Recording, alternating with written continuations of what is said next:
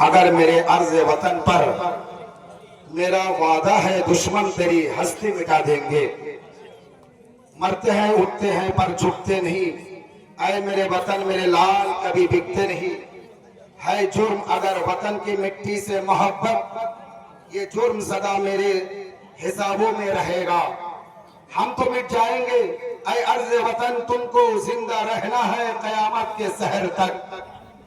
আমি যে উর্দুতে কবিতাটি পড়েছি যদি বোঝাতে পারি তাহলে অবশ্যই বোঝাতে পেরেছি। নামাজের সময় হয়ে এসেছে, আমরা কেন আজ প্রতিবাদ করছি, কেন পথে নেমেছি, কেন মিটিং মিছিল করছি আপনারা জানেন। কোরআন পাকের মধ্যে আছে ওয়াতাসিমু বিহাবলিল্লাহি জামিআন ওয়া লা তাফাররাকু, আল্লাহর রশিকে মজবুতের সাথে আঁকড়ে ধরো, নিজেদের মধ্যে তাফারকা করো না, নিজেদের মধ্যে ভেদাভেদ করো না। আমরা একসাথে মিলিতভাবে মিলেমিশে আছি, মিলেমিশে থাকবো, কারণ আমাদের মধ্যে মিল ও মহব্বত আছে। দুজনের মধ্যে যে ঝগড়া বাঁধিয়ে দেয় আমরা তাকে ইসলামের নীতি আদর্শ এবং হাদিস কোরআন থেকে চিনেছি, তাকে শয়তান বলা হয়। বর্তমান ভারতবর্ষের মধ্যে হিন্দু মুসলমান